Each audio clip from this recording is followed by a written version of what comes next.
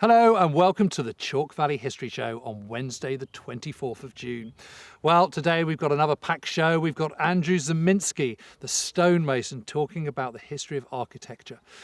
We've also got the wonderful, brilliant, fabulous history tellers. We've got living history, and we're also plunging the archives once again. And don't forget, you can follow us all week on social media here.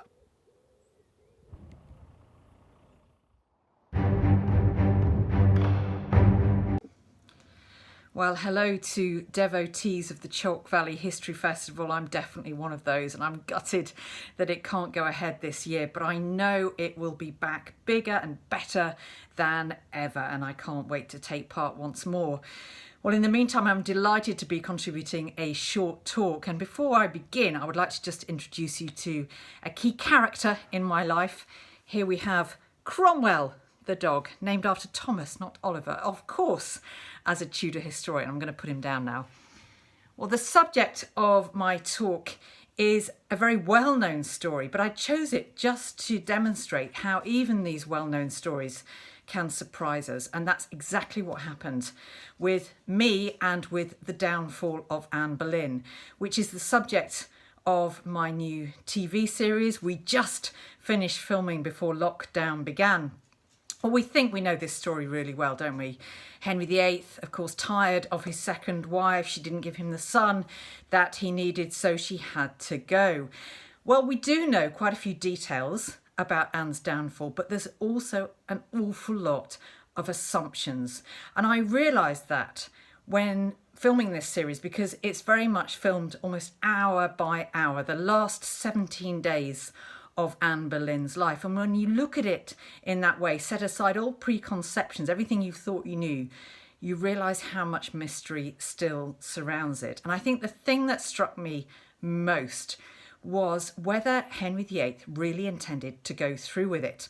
Because on the one hand, you can see all of the huge trouble he went to for Anne's execution, sending for the expert swordsman from Calais, dressing him in sombre clothes rather than the usual executioner's garb, which frankly looked more like a jester than an executioner. All of this trouble because it was obviously unprecedented to execute a Queen of England.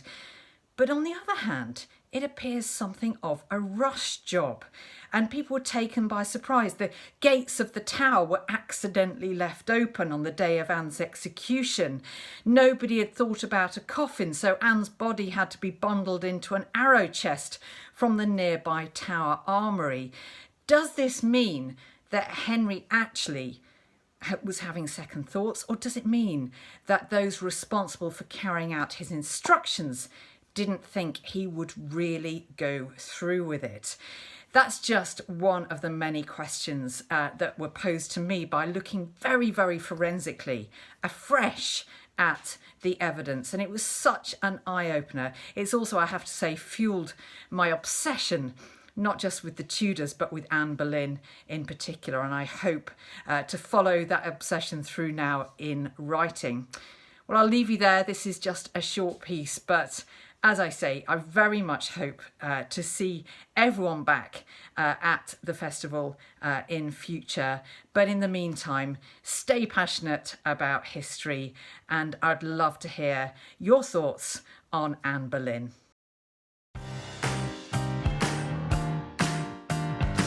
Oh, hello. You've caught us doing some research for our latest crazy play. We're the history tellers. I'm Alex, this is Abs. Hello there. We do all sorts of amazing, cool little history stories and we perform them out in the beautiful fields of Chalke Valley for everyone to come and enjoy something of history. So in general, what we tend to do is find a good story, see what props we need, split it out so we can play all the characters, and you play, you know, queens and kings and dwarves, and I play kind of the chisel-jawed heroic characters. Usually you're of the hero, the typecasting exactly. of. Oh, no, that's no good. The Navy can't help, so perhaps instead I can get some help from the Royal Air Force. Hello there. This year we've got something to commemorate the D-Day landing 75 years ago. We've got something to commemorate the mutiny on the Bounty, which was sort of 200 or so years ago. And we've got something looking at how dinosaurs were discovered and understood for the first time by the Victorians. Yeah, as most people, when they come to the festival, they've never really given the whole kind of dinosaur bones, fossils, any thought at all. They just assume that people always knew. Well, I really like the variety of stuff that happens here. Everything from your Dan Snows giving a talk in a lecture, right the way down to your reenactors in a tent at the bottom of the field, and everything in between. You've got amazing stuff going on throughout the whole site, which just makes it an interesting, exciting place to be, a bit different to your normal event. There's something about coming to this event. It's such a welcoming family place, and I know that sounds a now word from our sponsors, but I genuinely mean it. Well, no, especially I think this site, even more than the old one perhaps, is just a beautiful location with the in the valley, with the wildflower meadows on the hills and the poppies and the trees, and it is a beautiful place to come, especially when it's sunny.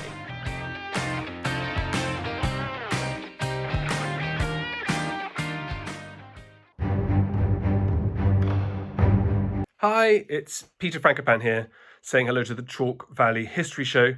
My friend James Holland has asked me to say a few words about history or to talk about something historical that I'm working on at the moment. So one of my big projects is to be writing and thinking about Russia from the ancient past, particularly from the Viking age of the 700s and 800s onwards, when traders from Scandinavia came into contact with the Slavic populations living along the river systems, right through past the Mongol invasions and into the present day. So at the moment I'm doing a lot of reading in lockdown about the 19th and 20th centuries in Russia and the Soviet Union. That was my first real true love, in fact, as a young historian. And but for the grace of God, possibly what I'd have worked on if I was doing my my doctorate. In fact, I chose to do something about a much earlier period. So I've got with me a collection of Russian dolls that I picked up in Moscow in the early 90s. So here I have Boris Yeltsin, a bit of a character, helped lay the seeds of modern Russia for good and for bad, I suppose. Then before him, here we have, with his highly recognizable birthmark on his forehead, Mikhail Gorbachev. Some of you will have seen him in Chernobyl, the fantastic series on satellite TV recently about the nuclear accident that took place in the mid-80s. And there's a gap in my dolls. There's no space for Chernenko or Andropov, but I've got here Leonid Brezhnev, I think one of the most boring leaders in global history ever. I find it quite hard to say something really interesting about him as his character. Khrushchev, without his shoe, which he banged on the desk at the UN in the 1950s.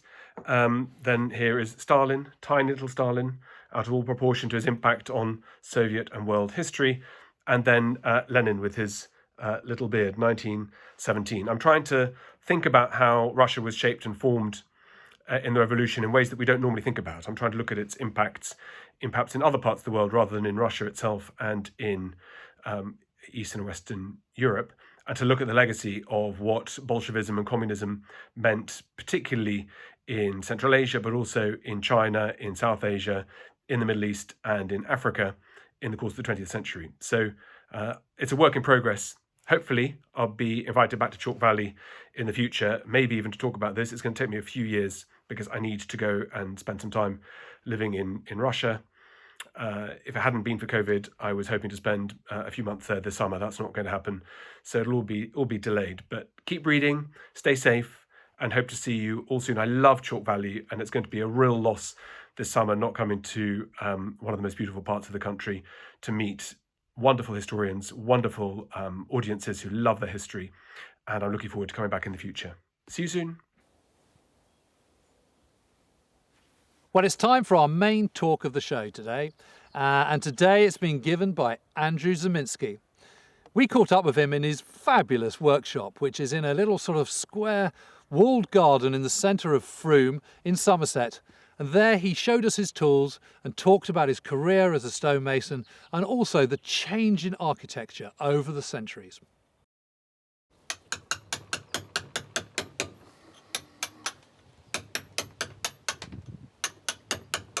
Well, my father worked as a stonemason in granite quarries in Scotland. This was after he was demobbed during the war, and he was involved in building hydroelectric tunnels, but too many of his compatriots were getting squashed, so he thought he would try and learn a craft. And we used to go up to Scotland, and I used to admire his work, and I liked the permanency of it, and that just drew me in. And around that time, in the town that I was living, there was a local open-air museum that was taking down a timber frame structure, and this had a large masonry external fireplace, Tudor structure, and I got involved in that. So I just used to bunk off school all the time, and you'd find me on the scaffold in a fishtail parka and plimsolls, breaking all the rules. And then I bummed around doing a few crummy jobs, waiting for this structure to go back up again at the Wealdon Downland Museum. And I went on a visit there, and they were just putting the foundations in. So that was that. I just got involved as a volunteer, was signing on the dole, and changed my life. So from there I went to Masonry College at Weymouth. I learned all about traditional skills at the museum, how to slate lime, how to cut a straight edge, how to dress stone, the tools. And then I went to Weymouth College, and then on to Salisbury Cathedral, where they sort of brought us on as trainees. I really loved working at Salisbury Cathedral. It was a great place to be trained in the early part of my career.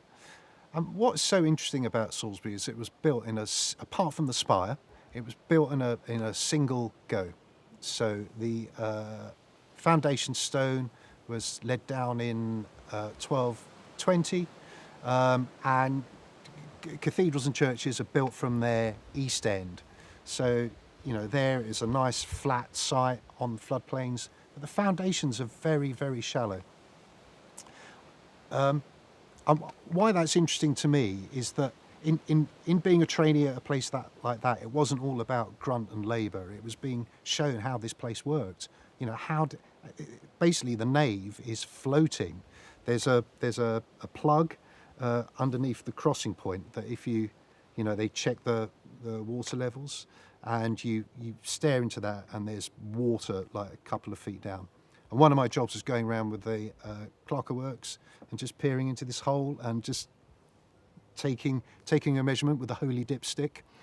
And what is so interesting about that in relation to how the nave stretches off into the distance is that the nave is resting on this sort of low wall that supports this massive weight of everything. So it's like one of those 70s helicopters, with the land on the sea. It's doing the same. So the cathedral really is floating. The foundations are so insignificant there.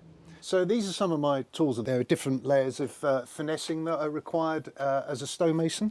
And I think it's probably best that I start off talking about this. Is a 4-pound hammer, and it would be used with a flat-headed chisel like this. So this is a real heavy-duty tool. So Michelangelo would have, for the majority of his work as a carver, he would have used these two chisels to move the bulk of the waste. Very little finessing, but David was in there waiting to come out, and the majority of David's waste would be removed with these two tools.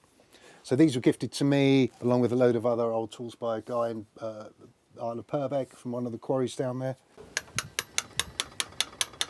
I've been lucky enough to work on quite a few prehistoric sites. We worked on the only Christian place of worship in a stone circle, and that's at the United Reformed Church in the middle of Avebury. There are a few churches that are within Henges, which is the circular bank and ditch. But whilst we were there, the guardians of the West Kennet Long Barrow, which I consider to be the oldest example of architecture in England, not Britain, there are older examples in the Orkneys, let's say. But we were just asked to go and assess some of the collapsing walls. So we did have a terrific night in the pub and in the Wagon and Horses, and we slept up there.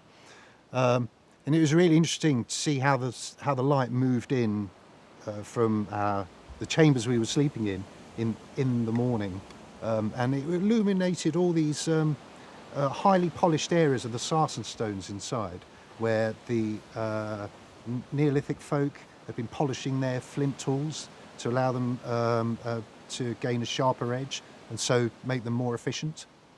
I think one of the reasons that the ancients used sarsen was that it's the only outcrop of stone in that part of southern England.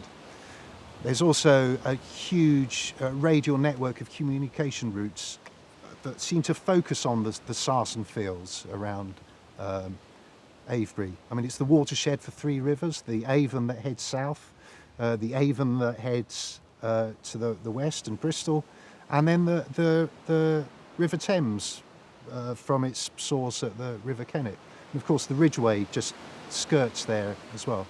So in prehistoric times, I think waterways would have been a really well-used source of communications, movement of stock, livestock and people and that type of thing. I have a theory, having moved a lot of heavy stones around in my career, that the idea of fur-clad grunting savages working in unison to pull sarsens across a still heavily forested open area of downland is nonsense. The River Avon flows from very close to the sarsen stone fields, and it flows all the way to Stonehenge for 15, 20 miles, whatever it is. And the River Avon then was about 3 to 4 metres, or the water table, should I say, was 3 to 4 metres higher then than it was now. So I think it's fair to say they would have utilised the easiest option, and that would have been to put them on rafts and just pump them downstream. Perhaps they punted them downstream during the winter when the river was even higher and even broader. I mean, you look at the upper reaches of the Avon now, and it is a piddly little thing, and it's very hard to believe. But if you imagine it's 4 metres higher, it's possible. The ancient Egyptians moved all their large stones that way, so that was roughly the same time. I don't see why we didn't do it. Then we move things down. This is just a 2.5 pound hammer. And again, we would use that with a slightly smaller flat-handed chisel. So you go from a single point to a series of points if you're bringing down increasing the finessing. So why do I keep talking about flat ends? Well, it's important to distinguish between a flat-ended tool and a mushroom-ended tool. So mushroom-ended tools are meant to be used with a mallet. So you'll notice the wear in the beat. This part's called the beat, and that means that you can vary how you're actually hitting the tool. No mason worth his or her salt would use a mallet with a flat-ended chisel, because that would destroy it. This is solely for a hammer. So I spent a lot of time exploring the Stonehenge landscape and the actual monument itself, and especially during the summer solstice and the winter solstice, where there's free access. My daughter and I go there every year, and we have a real giggle. But what you find is that the technology associated with those stones is absolutely mind-blowing. Now, this isn't the work of aliens with plasma cutters. These are families working together with stones called mauls, which are sort of, some are that size, some are cricket ball, some are really big, and they would just pound and pound away on the surface of these stones to create a flat surface. And that's best demonstrated in one particular stone, and that's stone 56. And stone 56 is where the priesthood or whoever the honchos were. This formed one of the principal trilithons, the biggest upright and lintels. And the axis of the solstice sunrise event occurs through this line. Easier to explain on a map. But anyways, stone 56's twin is on the floor. It wasn't led into a deep enough socket in the ground, so over time it just keeled over. But stone 56 is still there. It has been righted by the Society for the Protection of Ancient Buildings at the turn of the century. But when you stare at that stone, it's a perfectly flat plane. I mean, I would really be pushed to get that right now with conventional, the conventional tools that I've got. But the problem with sarsen stone is that it's a silicate, and it's basically sand cemented together with sand. So anyone who was working this would succumb very rapidly because of the huge amount of flour and dust that was being created to very unpleasant lung disease called silicosis. And I often wonder why are there not stone hinges? The moment the last lintel was put on, where did everyone go? Why are there not stone hinges all over the place? It's like Stonehenge was the very last of the stone circles of that sort of megalithic culture. And why are they not all over Europe or England? To construct Stonehenge would require a very deep understanding of mathematics. I mean, it is in effect a working scientific instrument where the moving parts are human beings. Every year since it first went up, it's managed to accurately predict the rising sun for the midsummer solstice and the setting sun for the midwinter solstice. Now, the midwinter solstice was the more important of the two occasions because that's where the start of the agricultural year occurs. So you start to think about your seed and your livestock. And so something that I find particularly interesting is the Neolithic and early Bronze Age carpenter masons' understanding of what you would call classical forms of architecture. So the uprights of the main stone circle, the sarsens, which are the big stones, they have their shoulders just taken off, and that suggests an understanding of entasis. So a Greek column will not be dead straight; it will flare out, and the point of that is if you have a row of columns and you are viewing these columns, if they were really thin, by a trick of the light, they would end up looking concave. So you have to fill them out. And they've done the same at Stonehenge as well. And they've undertaken the same thing with the lintels that go round in the curve. So they tip very slightly in to give you a sense of increased height as well. I mean, never mind the joints that they cut out, the mortise and tenon joints, and the tongue and grooved at the end of each lintel to join it all together. I mean, these lintel stones weigh 20 tons each. They're not going anywhere. Why do they need these extra joints? I think they were carpenters by tradition and learning a new way of doing things. But who taught them that? That's what I want to know. Where did this all come from? It's mind-blowing. And then as we're working down, like with finer carving and letter cutting, there is this. Where's my dummy? So we've got a couple. These are called dummies. This is for really, really fine work. Don't tend to use that much. But again, that was gifted to me by the same chap. This is a very ancient hammer, and I use this most days. The old chap who gave it to me, his whole working career is reflected in these depressions here. But unfortunately, they make the chisel a bit jaggedy now, so I'm just using one face. And when I'm done, I'll pass this on to someone else. I don't know, maybe my daughter, and she can use that face. So this would have worked as a tool for a good couple of 100 years. Roman concrete, a strange thing to say, really does interest me. I mean, it was the material that made the Roman Empire happen. Having travelled a lot and having, glanced at Roman sites all over the then known world, there are lots and lots of similarities in methods of construction. So it's like there's a European Union type diktat that the same mortar must be used to create aqueducts or bath houses or floors. So we've got a job coming up where we've got to recreate an opus signinum floor.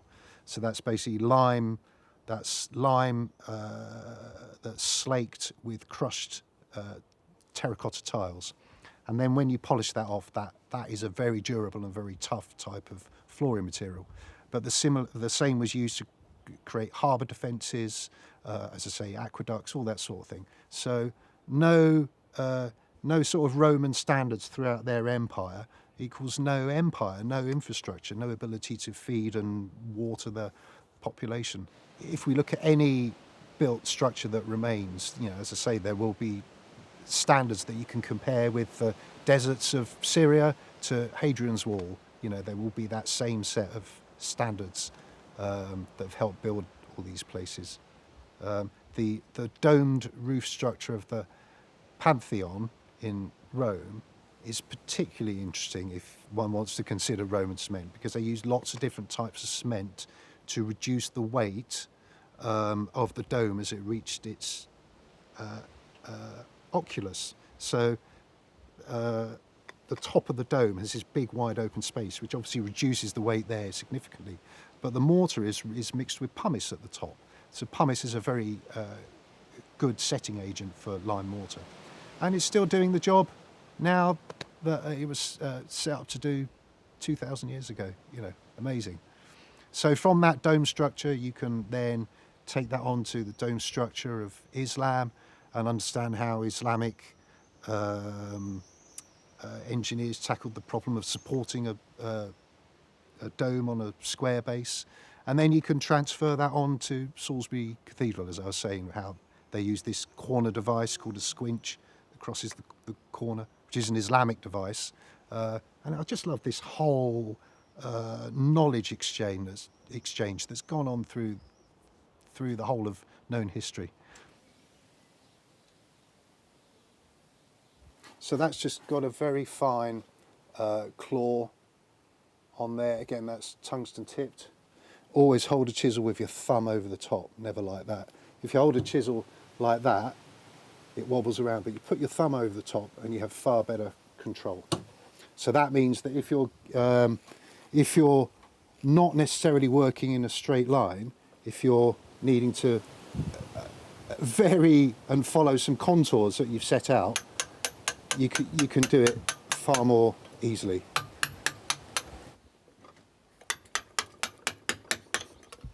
So the Greeks didn't build domes; they were post and lintel architecture. So that they were like your classic Greek temple, like the Parthenon. They didn't use the arch very much. So the advantage that Roman architects and engineers had was that they invented the arch, which the Greeks didn't really have.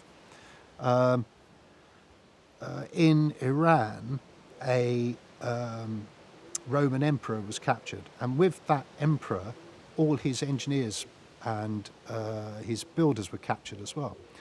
And these were Sassanids, and they put these engineers to good work. Very soon, Islam came along and utilised this sort of Roman technology. And then at the time of the Crusades, it all came back to us. So no architecture of Islam, no spire at Salisbury Cathedral, no Gothic window tracery, no flying buttresses. These are all engineering considerations that were taken from the Romans, further developed by Islamic engineers and adopted by us. So Islam influenced Gothic architecture enormously in Europe. I mean, it's thought that Abbot Suger in Saint-Denis invented the principles of Gothic architecture, which are previously architecture had been Roman in origin. So there'd been Roman architecture, and then it transitioned to the Romanesque, where windows got a bit bigger. We're all familiar with the big Romanesque churches and cathedrals, Durham, for example, Sherborne Abbey, these sorts of places. But Suger wanted to allow more divine light to illuminate his churches. He thought that light was literally the being of God. And his unknown master mason took a lot of the ideas of Islamic architecture that were coming back from the Crusades through Italy and Sicily, and sort of thought about them and improved upon them, perhaps one could say. But over here at about the same time, at Malmesbury Abbey and at Old Sarum, from what we can tell of the ruins of Old Sarum, there are a few telltale signs that we did have pointed arches before Saint Denis. In St John's Church at Devizes, that was built by the same master mason as at Old Sarum, there is a pointed arch, well, there are a pair of pointed arches in the crossing. And these are about 20, 30 years earlier than what was going on at Saint Denis. Now at Saint Denis you have the whole package of flying buttresses and tracery, but there's the first thoughts going on. And there was a real exchange in trade and information and prisoners.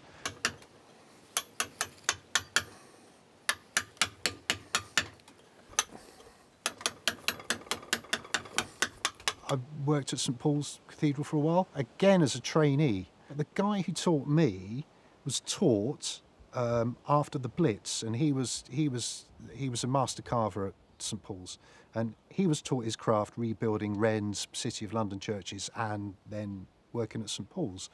So he could carve limestone and wood. So when he was working on wood, he was carving to repair the work of the great wood carver Grinling Gibbons, and I love this continuity. He's teaching me, he could only think back a couple more generations and you get back to Grinling Gibbons' time, and so it goes on. But I mean, at Salisbury Cathedral there is graffiti everywhere. My graffiti's everywhere, but yeah, we won't talk about that. But that's just part of one's job, isn't it? You know, you leave your mark as a mason. But in one project we were involved with in the cloisters, if you imagine the looking out into the cloister garth from the covered walkway, and there's the arches and the clusters of columns, and then the arch, so it parades off.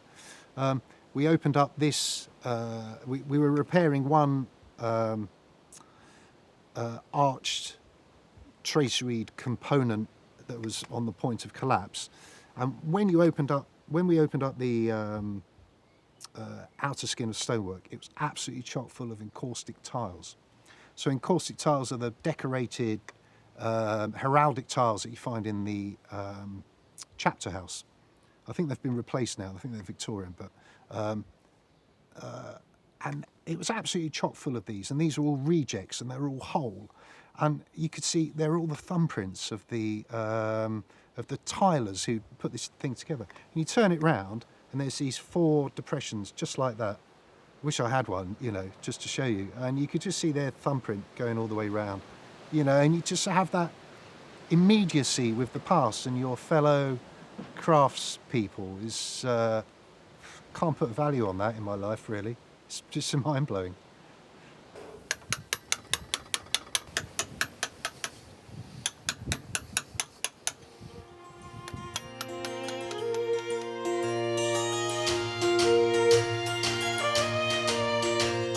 Now, I have some of the bits of equipment that you might want to take with you if you're going on campaign, you're going to fight. The kind of equipment I have here, it's a bit like glamping.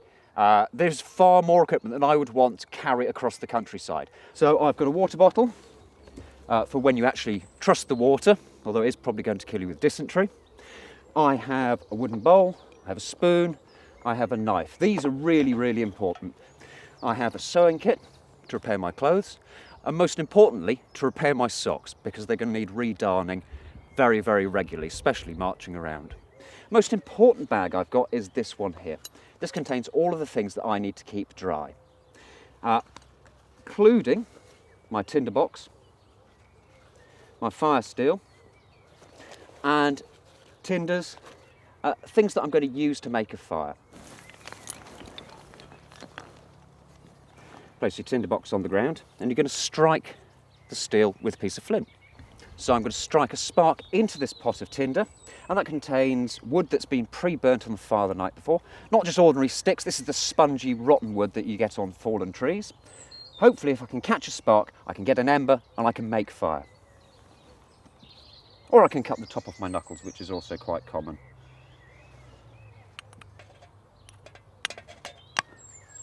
Well, there it is, actually.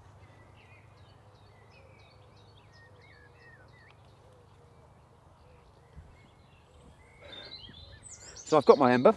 I'm going to light some of this. This is called slow match.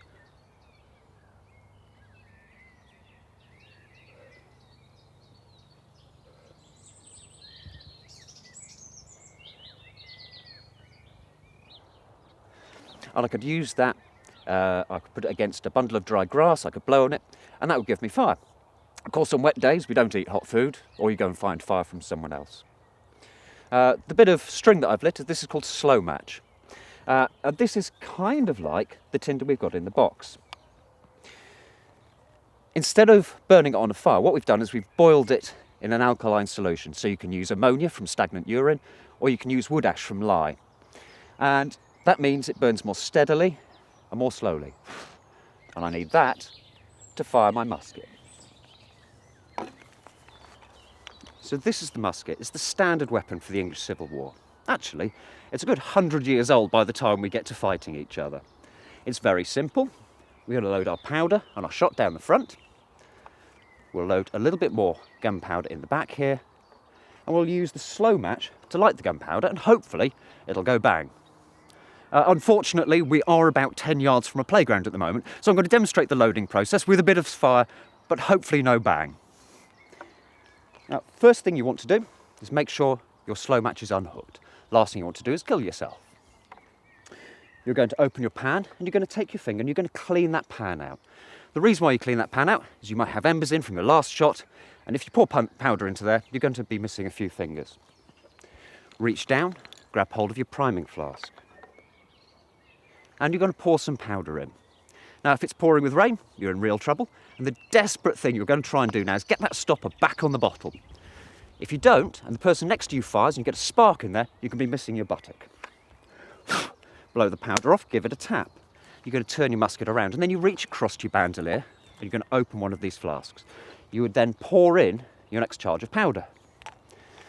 The next thing you're going to do is fumble around inside your belt. Now you're going to find your lead shot. This weighs about as much as a Mars bar. At about 75 yards, that's going to put a reasonably large size hole through you, if it hits you. That goes down the barrel as well.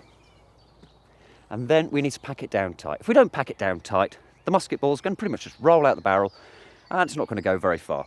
We're going to withdraw our scarring stick. We're going to shorten it against our chest. And that means your fingers can then guide the scarring stick into the barrel. You're going to pack that down, withdraw the scarring stick, shorten it. Desperately try to get it back into your musket while people are shooting at you. We're nearly ready to fire. We're going to bring our musket up again. We're going to attach our match, making sure that it's going to hit the pan correctly. I'm waiting for the command to fire now, so all the time I'm keeping that match going by putting my face next to the explosive charge and blowing on the fuse. It's always good fun. On the command, present arms, you're going to bring it to your shoulder, and when I pull the trigger, you pull the trigger and it goes off. And that's the English Civil War musket, and just some of the other equipment the soldier might carry. Any questions?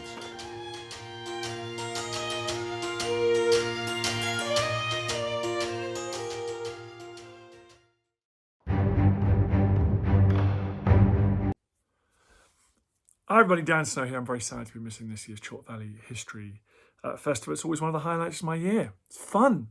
The weather's always great, apart from the year when it was like Passchendaele. But usually the weather's great, and it's a great opportunity to meet historians, wonderful historians, reenactors, enthusiasts, and of course just people, the fans, history fans out there. It's really good. It's like a sort of mad festival for fellow history geeks like me.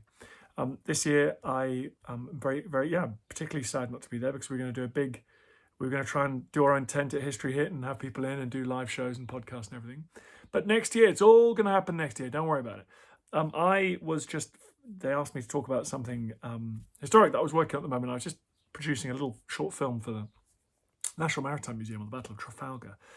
And it's a story we all know pretty well, but it just bears repetition because it's such a remarkable moment. Such a powerful example of the peak of efficiency and a hugely impressive display of war at sea by the Royal Navy. They've been fighting the French battle at that stage for about 2 generations, as well as on and off since 1689, so over 100 years. British officers and men were highly trained. Their crews the ships were constructed by this stage. There was a kind of technological advantage that the Brits had, whether it's around the copper bottoming of their ships and the carronades, the ultra low velocity but high yield cannons, effectively, that were brought to bear on French and Spanish ships. And the French and Spanish was completely outclassed. And of course, there's the role of Nelson himself. Now, I think what's interesting about Nelson is he was obviously a very brilliant admiral, very brilliant sailor, but of course he wasn't required, because the Royal Navy had built themselves up to a point of efficiency where they didn't need a Nelson. You don't need a genius to command a fleet like that. But anyway, they did have one, and that's perhaps one of the things that made the battle so extraordinarily one-sided. Even though the British were outnumbered by the French and Spanish, they captured a vast number of French and Spanish battleships and lost none of their own. Very interesting, the grapple between HMS Victory, the French HMS Victory, the French and HMS Victory. The HMS Victory came alongside the Redoutable, and bad luck really that Nelson selected the Redoutable, because the Redoutable's captain had trained his crew. He knew he'd be outgunned by the British. No point matching them, fighting them in a gunnery duel. But he manned his masts with sharpshooters, people with muskets, and then he prepared his crew to board HMS Victory, or an enemy ship, as it came alongside. And Nelson was shot by one of those sharpshooters.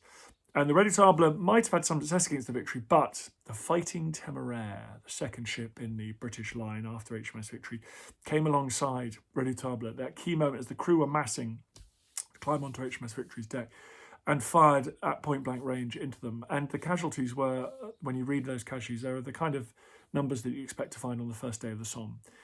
Appalling loss of life and injury on board the Redoutable.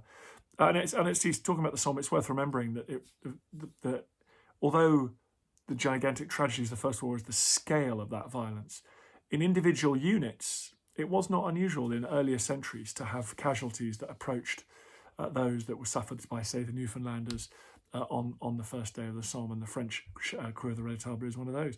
Victory, of course, suffered as well, including losing Vice Admiral Horatio Nelson, whose death had an enormous impact on the fleet. Proper, not just officers, but proper old sweats in the fleet, salty sea dogs, who'd seen a lot of commanders come and go. That makes me think he must have had something very special.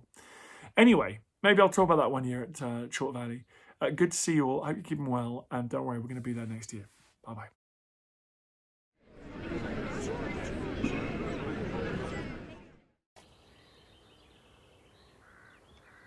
Well, that's today's show nearly done, but there's lots more still to come, including a Living History special on Friday, so please don't miss that. In the meantime, thank you for watching, and see you tomorrow.